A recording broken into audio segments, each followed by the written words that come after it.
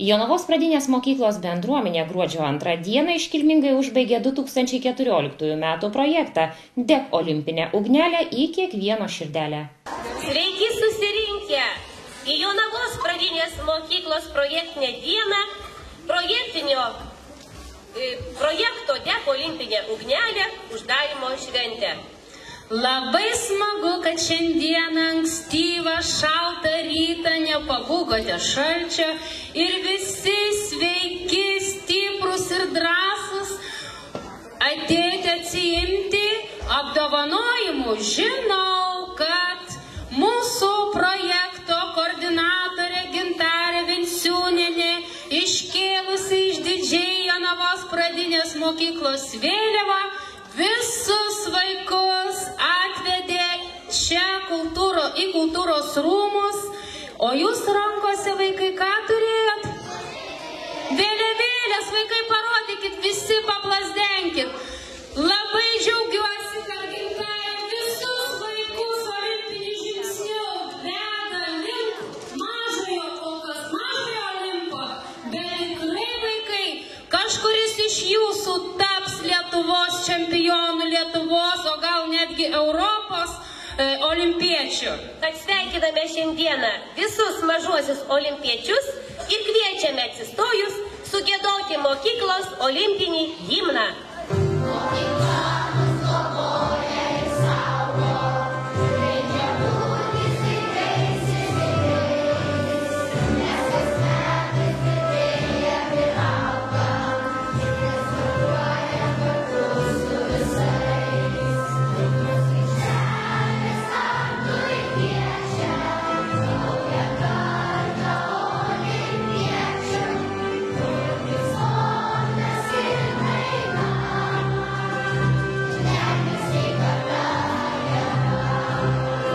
Jonavos kultūros centro didžiojoje salėje susirinko visi Jonavos pradinės mokyklos mokiniai, mokytojai ir kai kurie mokinių tėveliai. Projektinės veiklos uždarimo šventėje susirinkusiems demonstruotas televizijos AVA parengtas reportažas iš atidarimo šventės, kuri vyko šių metų mokslo pradžioje.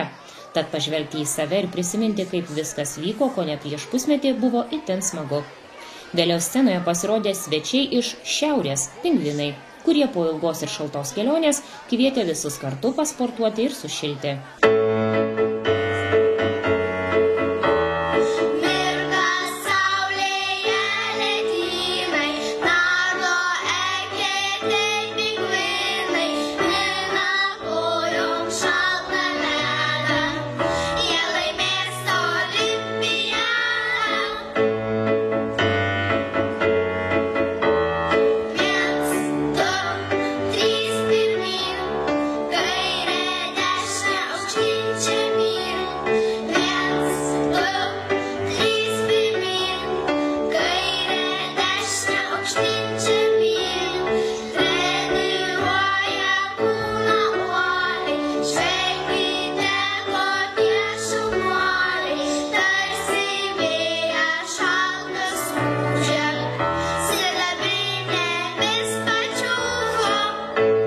Literatų būrelio vadovė mokyklos traštvedė Olga Šarapajeva sukūrė mokyklai olimpinį eilėraštį, kurį perskaitė 3 klasės mokinys Lukas Zujevas. Mūsų Jonavos pradinė sportiškiausia mokykla.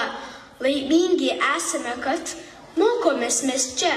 Kiekvieną rytą mankštai kviečia muzika skambi.